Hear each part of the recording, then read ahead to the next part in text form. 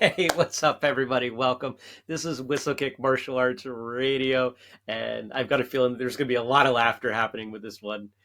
Stick around. I'm joined today by Sensei Gregory Williams, Greg Williams. We talked about six different iterations of names here. That alone has sent us on tangents.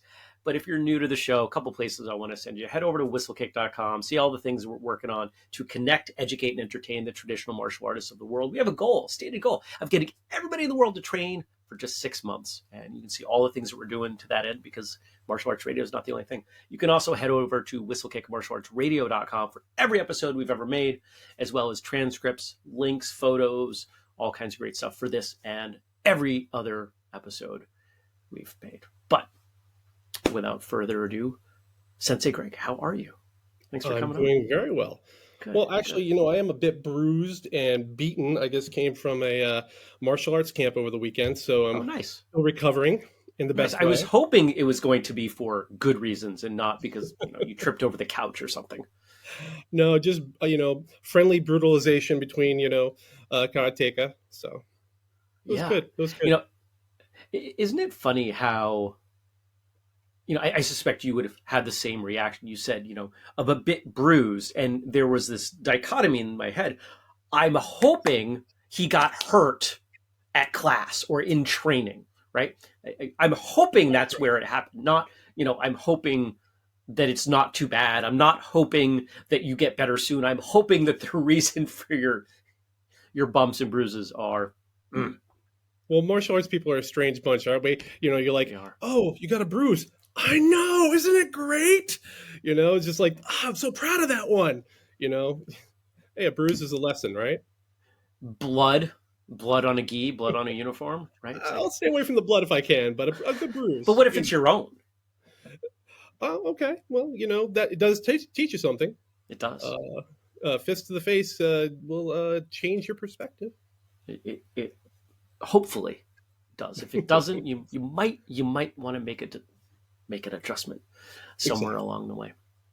So I'm going to get the sense, just based on those couple statements that you made, that you come from an old tradition, an older, maybe not necessarily in terms of lineage, but an older training culture, right? There are a lot of Oh newer yeah. training cultures now that are not so rooted in um, rough and tumble bruises and bumps and blood Well, and yeah. whatever.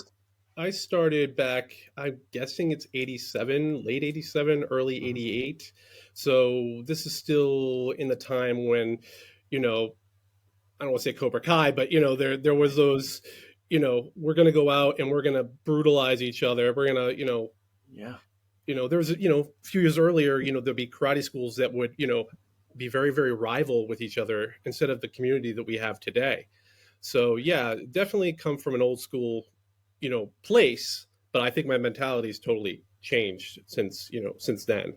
You know, Mm. when I started, it was very martial science versus martial art. Mm. Very, very much. I mean, it wasn't really karate; it was kickboxing. Really, I mean, it Hmm. was punching and kicking. Terms like tuite and kyusho and meatode, all those kind of words that came from Okinawa were not in our lexicon. Oh, interesting. We weren't even using much counting Wow. in Japanese at that time, at least not to my recollection. So, but and then along the way, you meet people, they Mm. enlighten you, you get that those quantum leaps of knowledge and new perspectives, and change from kickboxing to really karate, real karate. Were you enlightened or were your instructors enlightened? Oh no, I was oblivious. Okay. Okay. So, well, There was I think people it's an along the important way. question because let's face it, most martial artists, especially once they reach the place where they're opening a school, don't have these dramatic epiphanies where they make wholesale change to what and how they do. So, Well, I so the think, fact that you ended up with a school that that happened, that's pretty. I think that's pretty special. well, to be fair or not fair, it wasn't the school where I got these epiphanies. Where I Okay. was very much still that kickboxing, Yep. very tournament oriented, very pugilistic. We're gonna Mm, spar. Like we'll do kata, but that's the stepping stone to kumite, right? mm, Let's get the kata out of the way and let's fight.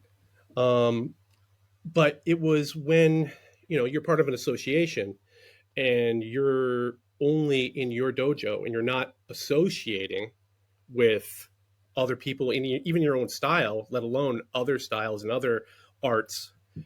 It's when you start those associations. You go to camps. Camps are the best. You go to a mm, camp, you meet somebody, and that's where those epiphanies happen. And you see somebody who's, got tuned in to something.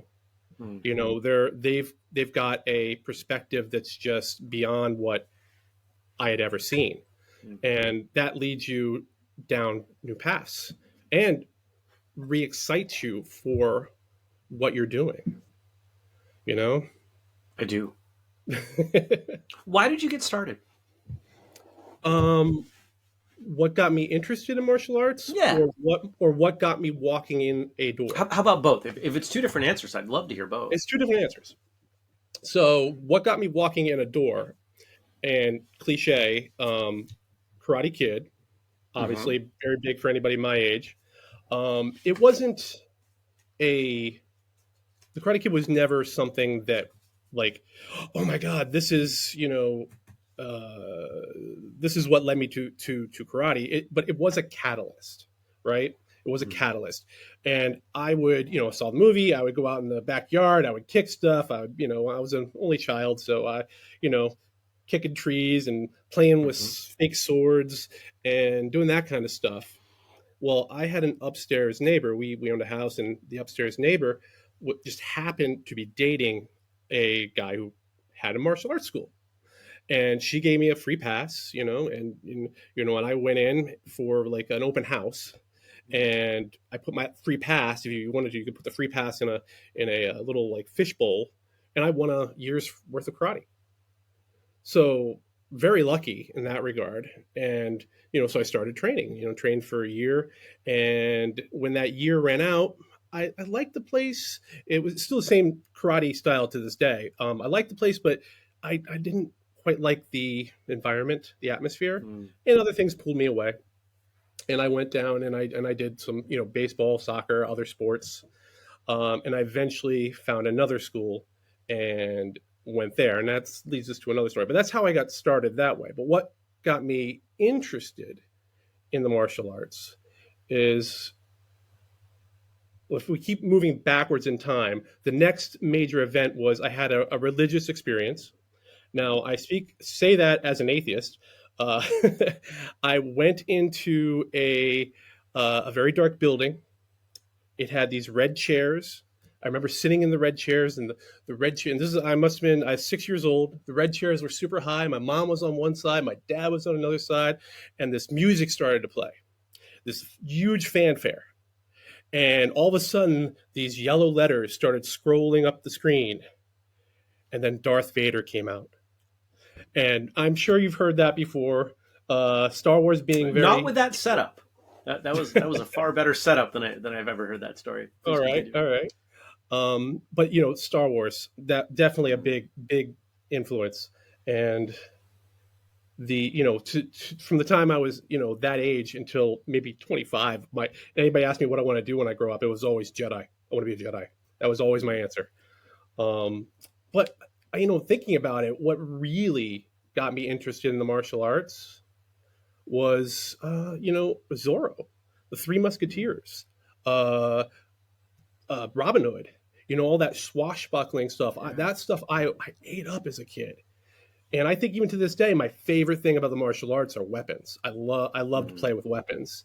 I mean, who doesn't love to throw a stick around and bash it up a bit?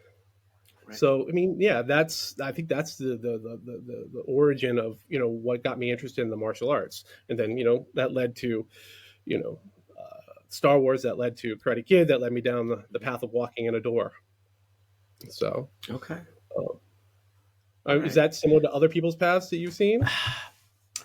Yeah, It's not far off. It's not far off. I think for most of us, they're really only.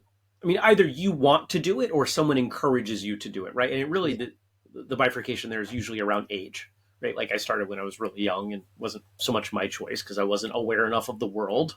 My mother said, go do this. Okay, so I go do this because when you're that young, you do what your parents tell you. You don't have a choice. But it's the times when someone chooses, oh, I want to go do this, and Right. there are a handful of cases, and it's often something in TV or movies. It's Karate Kid, it's Ninja Turtles, it's Star Wars, it's Errol Flynn. It depends on generationally where people are at. But the dynamic element of weapons and specifically of swords or lightsabers, I think is really compelling because I think for a lot of us, and tell me if this still has some applicability to you, those weapons give us more, right? Like we get more range, we get the promise of more impact, more power. I mean, there's a reason I have a letter opener right here on my desk, right? Because that gives me the belief that I have more capacity. And I think Okay. especially when you Okay. don't train, the idea of a sword is so powerful because everybody you ever see on TV or in a movie with a sword is bigger than life. Right. Errol Flynn, the Three Musketeers, as I said, Mm-hmm. it's, yeah, it's, I don't know if it's wanting to be the hero, in my own story, or just being drawn to those, heroic archetypes. Mm, Um, I think that appeals to, some people in the martial arts, wanting to be, you know, respectful, disciplined, mm, doing the right thing. I mean, that's what we teach kids when you teach kids, and adults. sure. Um, and it's a good life goal, I guess. It's a good, path, Hmm. um, Yeah. if that Okay. makes sense. So you leave that school after a year, right? Yep. And did you go immediately into the next school? No, there was a gap. I'm guessing 6 months, Okay. uh, So not too maybe a long. year, not too long. And I did. I wanted. That was me. It wasn't anybody saying, "Hey, do you want to go back?" It's like, no, no, I want to do that. I miss that. Mm. You know, I miss How taking. old were you at the time? I don't think we got that. So I was born 71. So that Okay. must have been, I must have been 17, Yeah. 16, 17 at that age.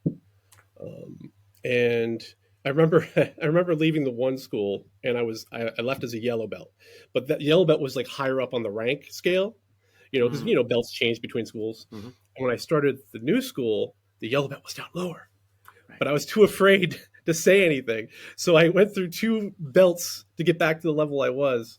It was just funny to me in hindsight. I was too Mm. afraid to say Similar anything. style It in the was new the school? exact same style. So the two Oh, okay. schools that were in the same town came from the same place, and just different Was there instructors. animosity?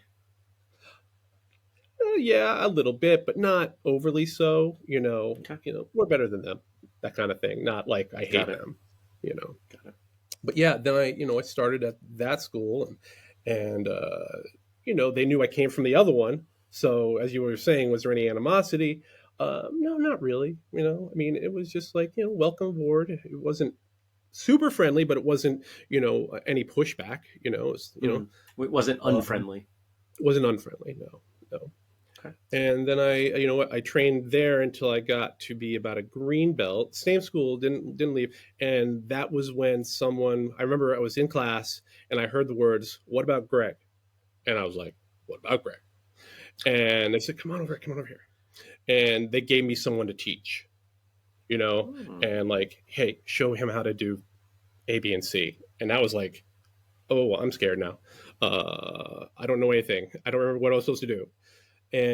But I loved it, Mm. and after I was done, and that person can do what I just showed them, that, you know re-inspired me, uh, and I ended up becoming, a student instructor. And then got hired on as a part-time instructor, as a green belt. There's a shakeup in the school, and things go. I had gotten my brown belt. There's a shakeup in the school. People mass exodus, and I ended up being the head instructor of the school as a brown belt, teaching black belts. Yeah, that was, talk about feeling, like you're thrown into the deep end. But Do you mind talking a bit more about that? Because sure.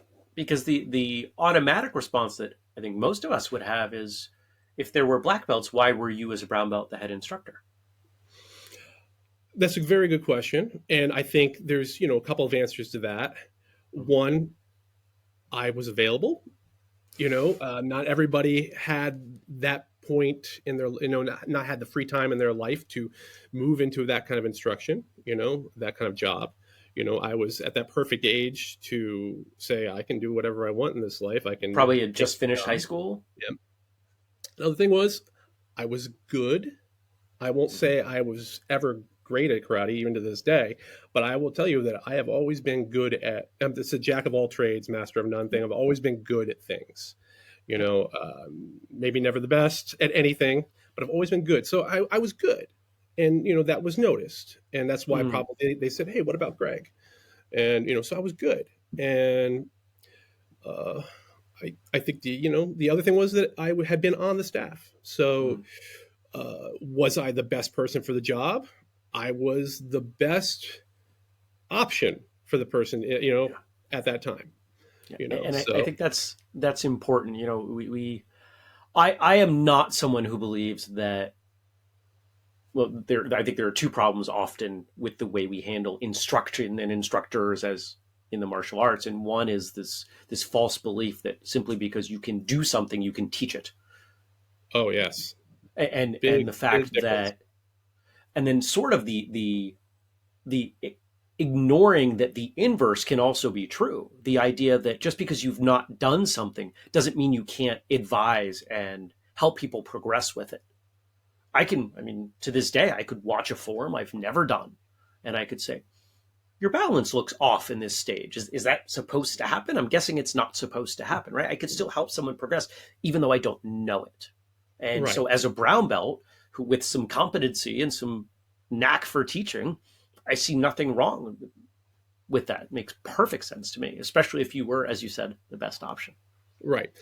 And the thing I think I thought at the time, I remember an MP friend of mine once said, you know, I'm a sergeant as an MP, and I have got to arrest majors and things like that. And I have they how is it put? Don't confuse your rank with my authority. Mm. And as an employee of the dojo, as the person put in that position as head instructor, you know, I have to respect your rank, absolutely, 100%. But let's not forget that I'm an employee here, and I'm here to service you. Um, we gotta put these egos aside, Yeah. and my insecurities aside, Mm. and I'll teach you what I know, and I can learn from you. Because I mean, realistically, you're a teacher. When's the time that you learn the most? When When I'm you're teaching teaching. it. When Yeah. you're teaching. And I think, that was the situation. I don't know if I explained that well, but You did. You did. So there are a couple of things that I'm curious about, and the first one we'll come back to, and that is how did this event impact your skill in your sure. progress as a student? But first, what occurred is in a kind of a perfect storm to filter out people with tremendous ego, right? People with a lot of ego are going to look at your belt and they're going to look at their belt and go, my belt is darker. How dare you try to correct me or teach me or tell me that I'm wrong? So they probably left, and you were probably left with people who were very open and there for what I would call the right reasons. And I'm going to guess you had an amazing culture in that school. It was there. It's amazing to me. I don't want to say anything disparaging, but there Sure. was what was above wasn't ideal, but Mm, so many fantastic martial artists came through that dojo. mm, So many fantastic martial artists to this day, are, have schools, or are teaching internationally. It's still, I mean, I see people to this day that they came from that school, and they're just amazing martial artists. And if the culture is right and the people are right, you know, yeah. amazing things can happen. My theory, and I'm curious if you would say that yes, this was at least a factor. One of my big theories around teaching is that if unless someone believes they can get better, unless someone believes they can learn something, of course they can't learn something. And so I don't believe that just to be a binary state, that it's a spectrum. And so the more someone is willing to kind of surrender to the learning process, whether it's academics or martial arts or dance or anything. So if those egotistical people were filtered out, and what you were left with was a bunch of people who just really wanted to help each other get better, led by a youthful brown belt, then you all probably progressed really fast. And I'm going to guess that that's why, you're thinking of these folks that were in there with you that are off doing great things, because they probably progressed very rapidly and achieved things and developed skills and understanding that didn't happen at most schools. Right, the crucible, Yeah. kind of burn away the chaff, and or whatever that's called, and you're left with what's pure, Mm. um, kind of thing. I can see that. Um, you know, so you asked a little bit about how you deal with those egos and stuff like that. Yeah. For anybody who had that kind of ego, I would talk with them and just say, listen, if you don't think you can learn anything from me, that's great. Just consider me the person counting for you. Mm. I'm just your timekeeper. Mm. If that's what you need from me, take that. You know, but I'm young. I have some really good kicks. You could probably learn some kicks from me. There's things we can learn from each other. And you have that conversation.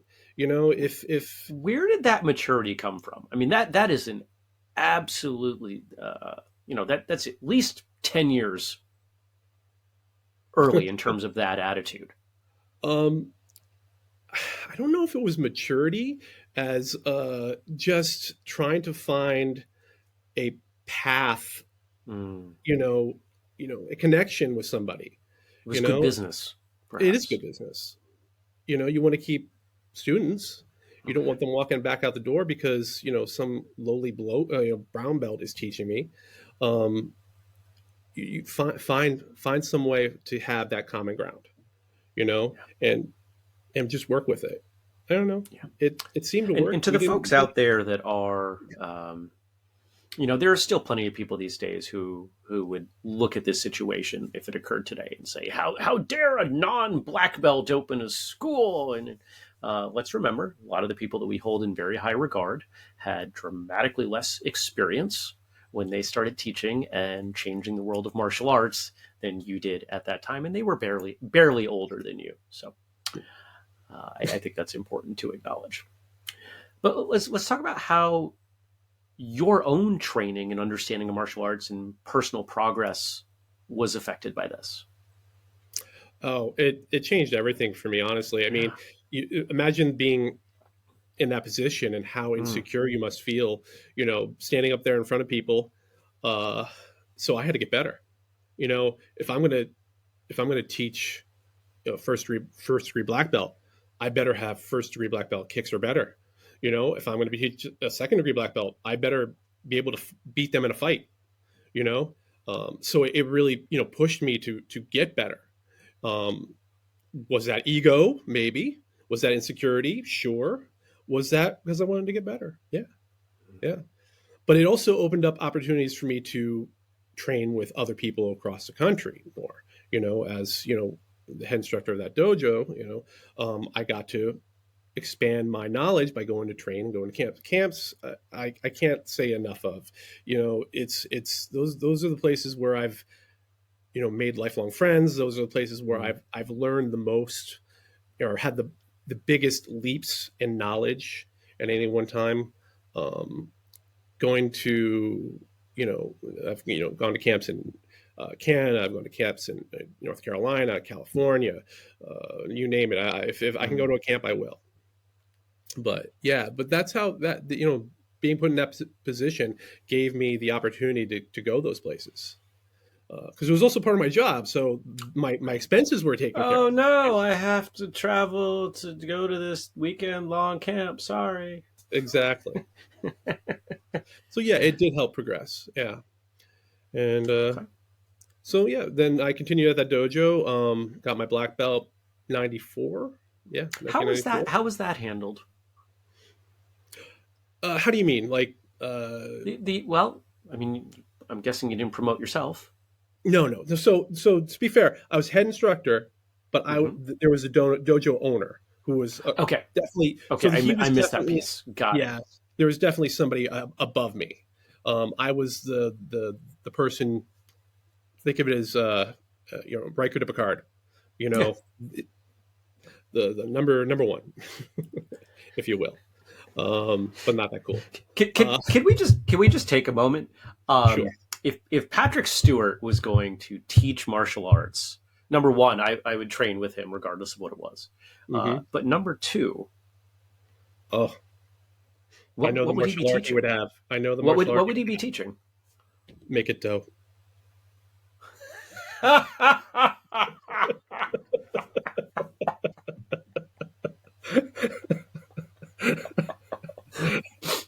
Sorry. um, Half of the audience thought that was hysterical. The other half does not get the joke, and we're not going to explain it because even if we do, you won't find it funny. So um, that was brilliant. Dad jokes. They're the best. Love it. I love it. I love it. You probably There, ruined your train of thought, though. oh, for sure. But I'm thinking of a few people. Andrew's one of them. Andrew's going to listen to this, and he's probably going to stop the recording because he's going to laugh that hard. That's my guess. And I'm thinking of a few others who also appreciate a good dad joke. So thank you for that.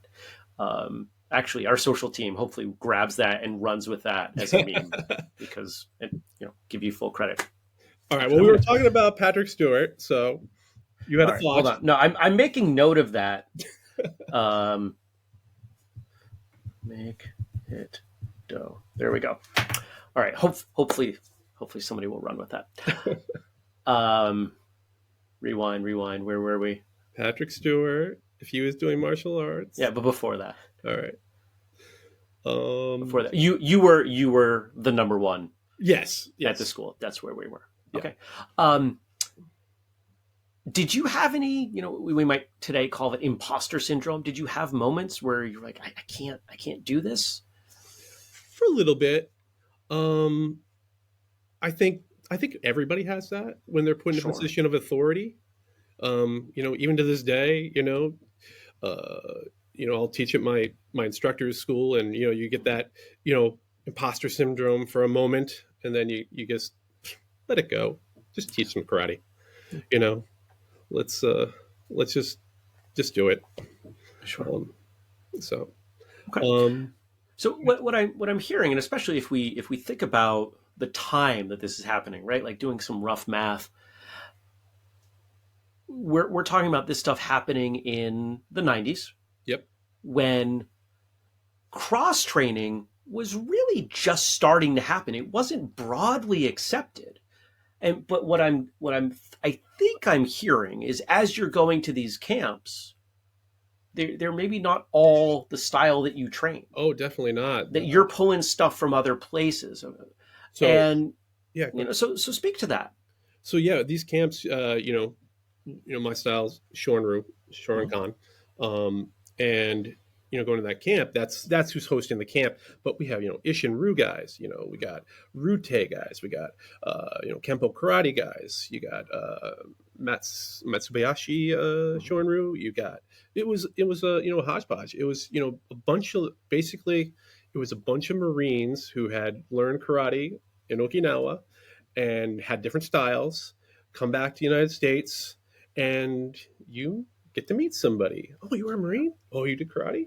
And then they become friends, and they start holding camps, and then they start bringing people from their associations down, and you get this nice mix of people that are doing different things. But when you boil it down, it's the same thing, Mm, right?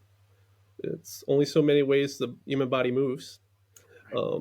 We're just picking a different way, and somebody's picking a different way, and in the end, we're ending up at the same spot.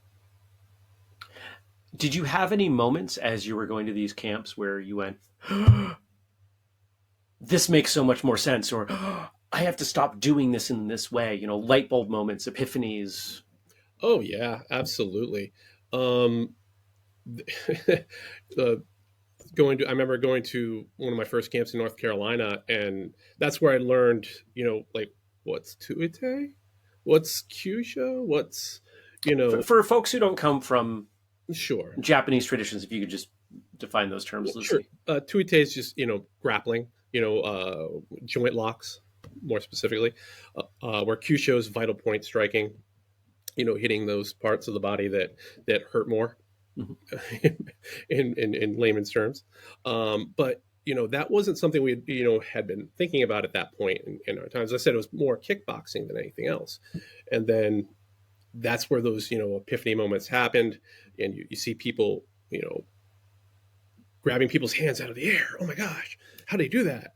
Did he really grab somebody's hand out of the air? No, he hit the pause button on that human being really hard.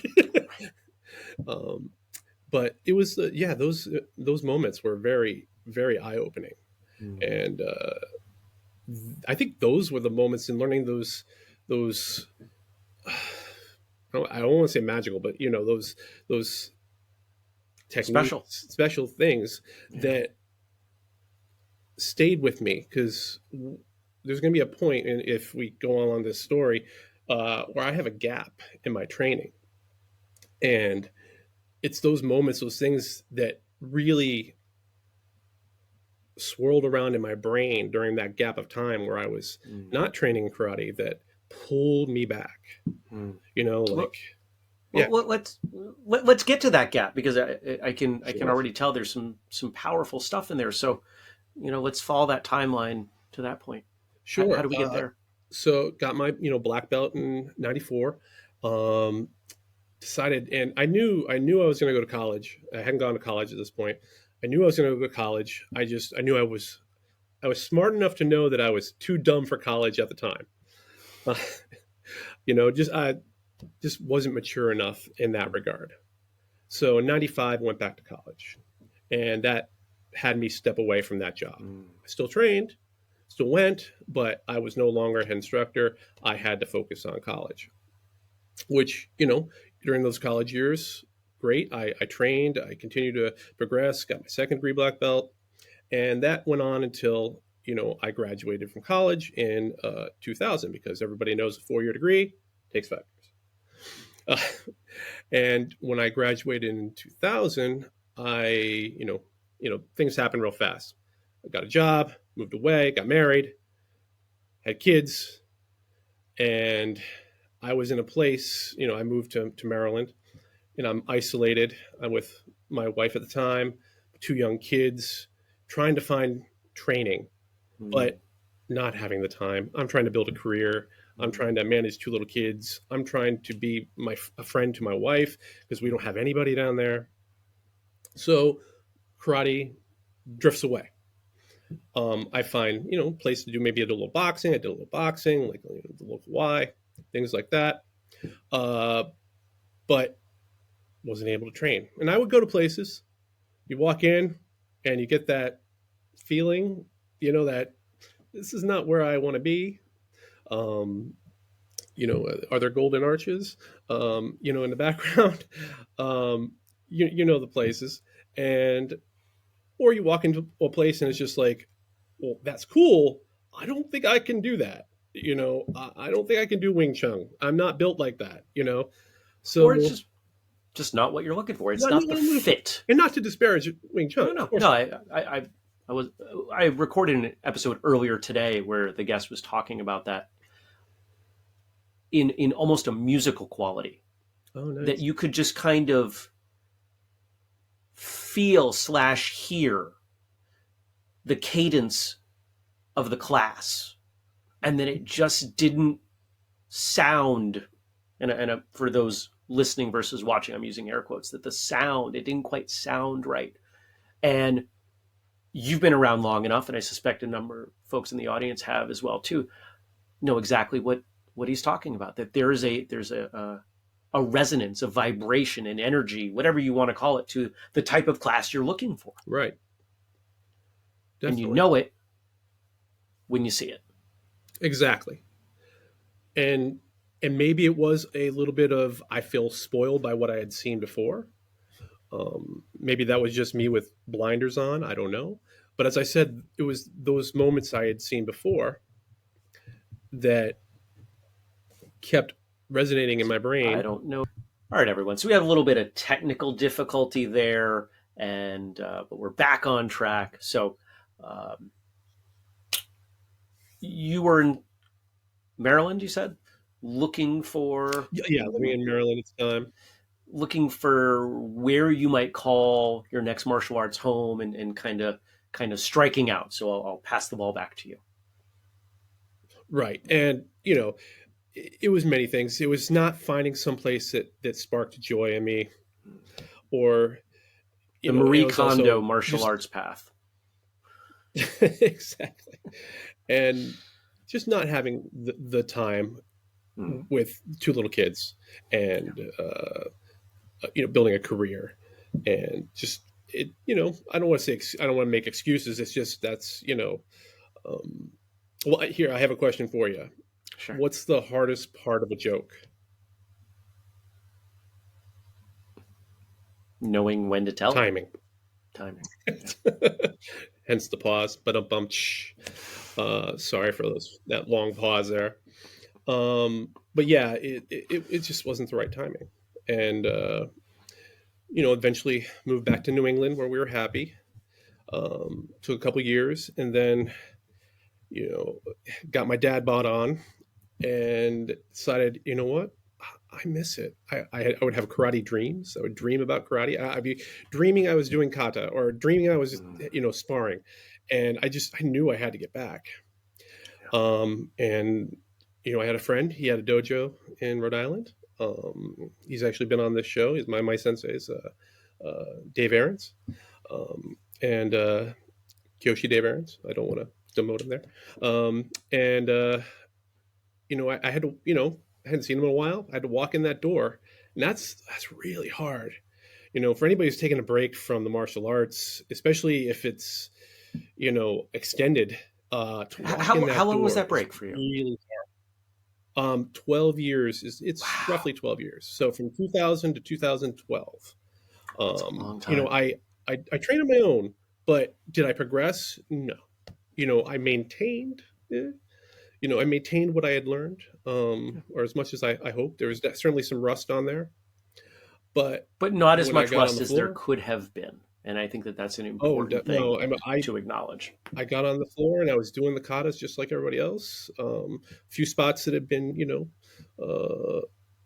misaligned along the way on my part. Had to get shaped back up. So I've been actually training with him since 2012. I live in New Hmm. Hampshire. He's in Rhode Island. I drive 2 hours down on one day a week. Train for 3 hours, drive 2 hours back, and been doing that for 12 years. It'll be 12 years Wow. in January this year. And then I, of course, train on my own. I have a few of Hmm. my own students in privately, and then teach at camps and train at camps, and been doing that ever since. But yeah, walking in the door, that's tough. Talk about that. You know, it's one thing when someone takes a break, after they earn their blue belt.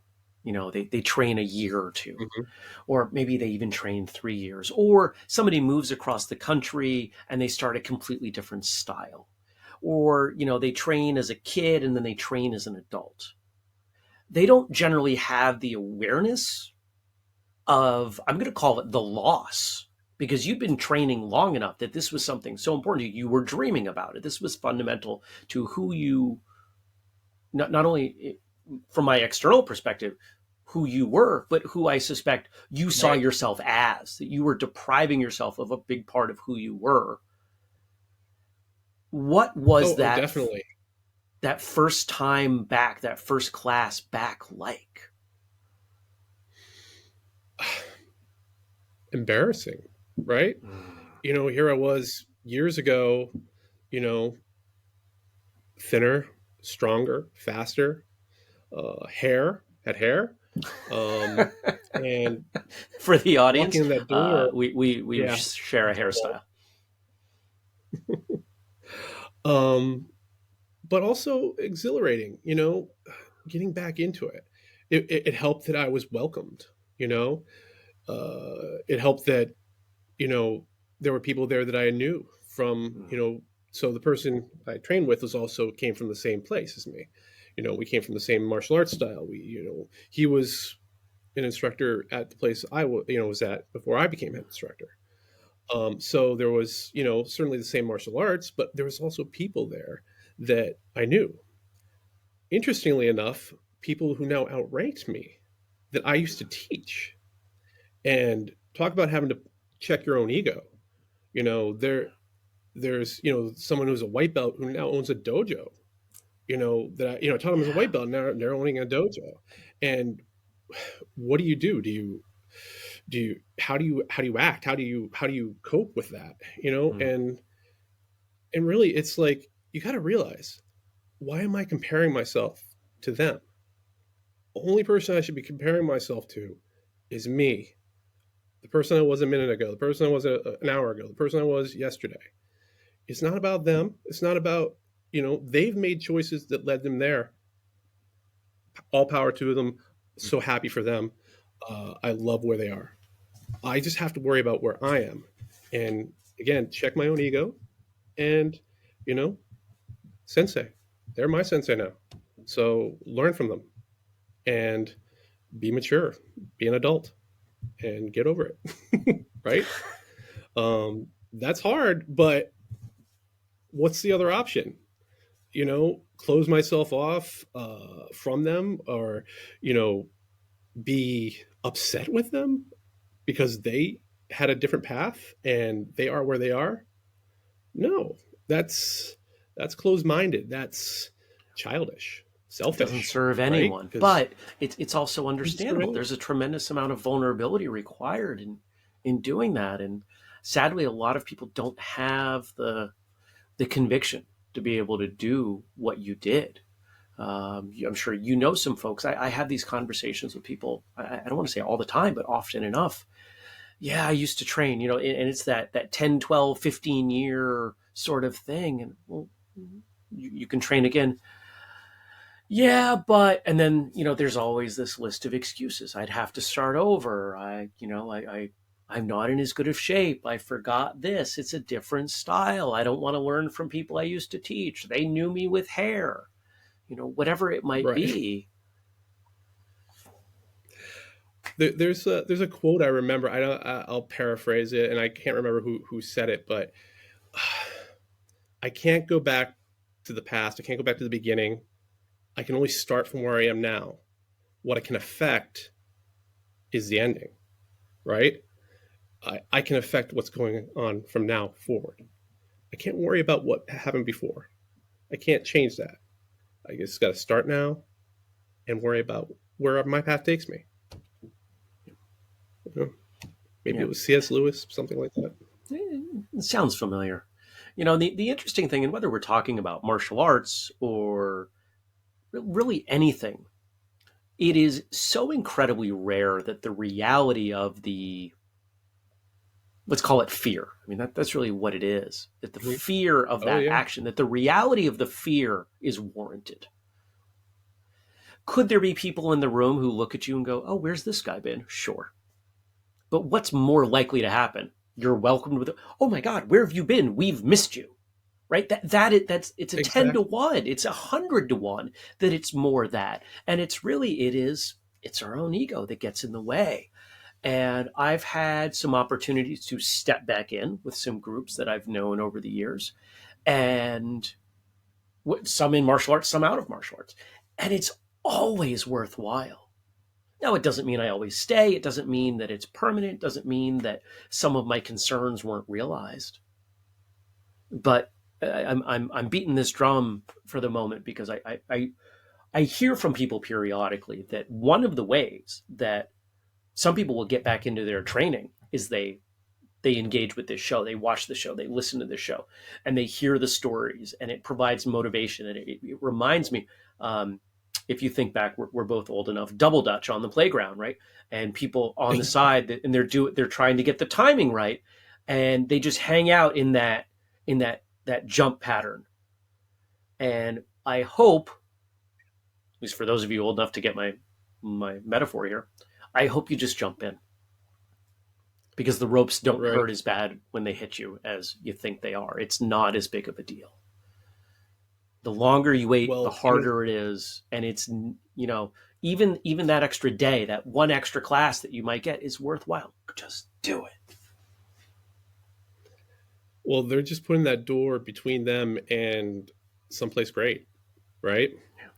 And another quote: "You can't save time; you can only spend it." Right? Mm. You gotta It's powerful. take those moments as they come. You gotta, tomorrow may never happen. If I keep pushing things off, or letting my fear, my ego, my insecurities, hold me back, how much have you wasted? You know, and just take that step. If there's somebody out there listening to this and they haven't been, they're in the martial arts in a while and they really want to get back and they're afraid, you know what? There's going to be somebody out there who wants you, who wants to Yeah. work with you, wants to see you walk through that door and give you a big smile. And then they're going to want to kick you really hard and thank you for it. Because we are a weird group. Yeah.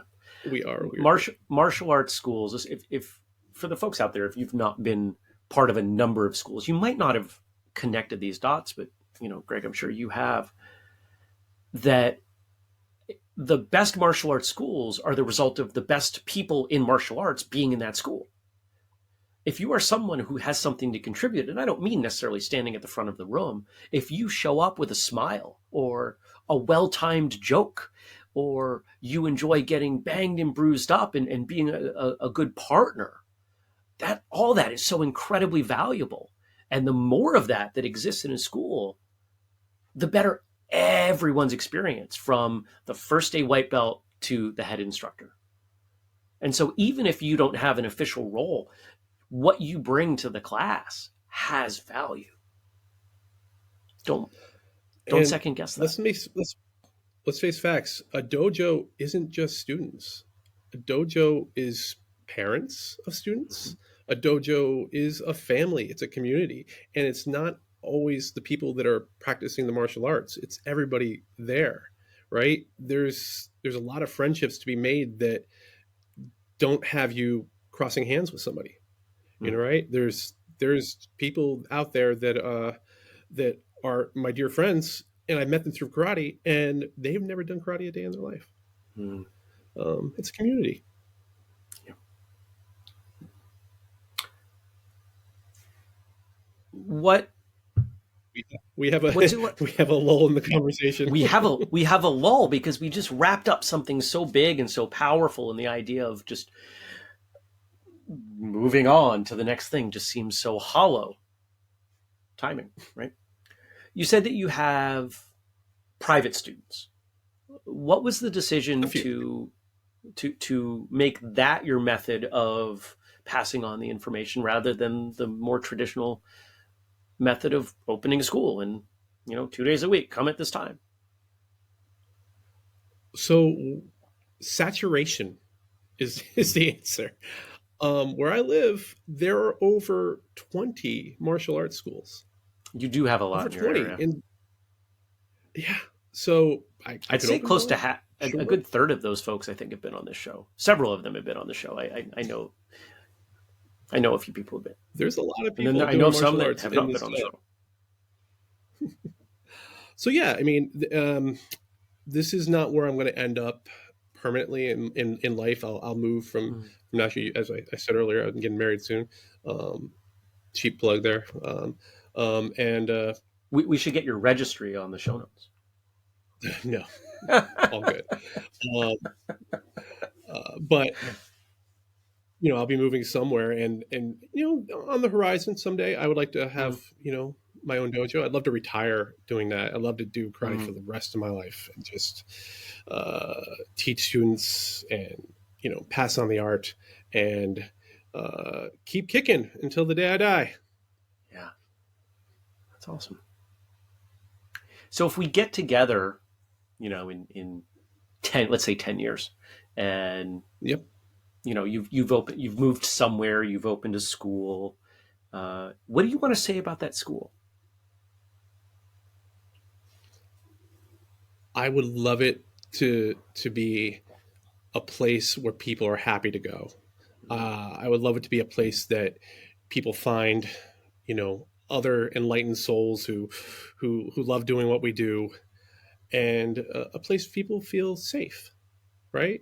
I mean, that's what people won't go places they don't feel safe. Or scared to go there. I want people to be able to walk in and see me and know that hey, everything's going to be okay. Greg's going to make a joke, he's going to do a silly dad joke, or he's going to do something, but it's going to be okay. It's going to be a welcoming place, and that's what I'd like. That's what I'd like. That's Yeah. great. All right. If people want to connect with you, are you on social media? Anything? Do you have a They website? can find Anything me you on want to? Facebook. Okay. If nothing I want to plug, no. Okay. Like shout out to my instructor's dojo, East Coast Karate in Rhode Island. If you're in that area and you're looking for a great place to train, come on down. Yeah, I don't remember what episode he was on, but maybe Andrew will get it in the show notes for us. People want to follow that tree. At some point, we're going to have to make like a martial arts family tree with episodes because we can That would do be that. interesting. Yeah. Is it like the order you're supposed to watch the Star Wars movies in, or Oh, you should follow them in this order? that gets people. Star Wars fans Divided might be community. the worst fans in terms of the vitriol that comes through at times. And I feel it myself. And that's a whole episode we could have just on Star We Wars. could, we could. It's funny. The number of times we've talked about Star Wars on this show, the Princess Bride. Oh, What else has come up a lot? Obviously, Ninja that's how I met my Turtles. fiance. Really? Yeah, Princess Bride. Another You got swashbuckling. to tell that Uh, story well, if you it's don't not mind. overly exciting. That's Sure, of okay. course. We met through a dating site as modern people do, and my screen name was As You Wish. And her being a fan of the movie, she had been hiding in the background, waiting for somebody to, engage with. Because you don't want to be a woman on these sites. I feel for them. This is Um, what I've heard. and she reached out to me, and the rest is history. Oh, that's great. I love that. Congratulations. We went through this phase. It was probably about 6 months where the sword fight scene, and you know the one. Anybody who's seen The Okay. Princess Bride knows the one where that was held up as the best fight scene. Where we just ended up with these guests from all over, and probably half a dozen of them point out they just said that fight scene. Folks who had been in movies and things, just like this is the one. That or the So I often, duelists, right? That's the other one people mm, reference. yeah. So all But right, yeah, amazing fight scene, and fun, fun. yes, That's what swashbuckling is, right? Fun. it is. Well, I appreciate you being here. And in just a moment, I'm going to ask you to close us up. But thanks for your time and for your willingness to just be so open about things and navigate technical difficulties with me. But The we're going to Gremlins. close up. Yeah, the gremlins.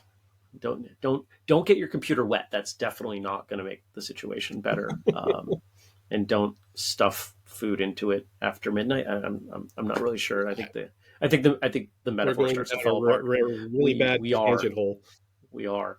Um, if this wasn't my third of the day, then I might be able to pull it back. But Gremlin reference, Gremlin references, yeah. But this is your episode, and so I'm going to ask you to close us up. What do you want to say to the audience? How do you want to leave things with them today? Get off the couch. Go train. Go do it. That's it. Go train. Whatever it is. BJJ, karate, boxing. Get off your butt. Go train.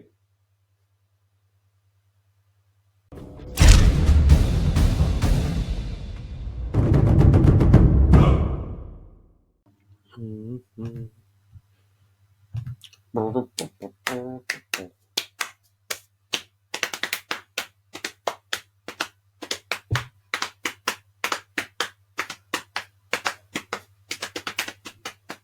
Andrew's the only person who's gonna see this, maybe. I just realized you're probably offended at my drumming because it's so bad.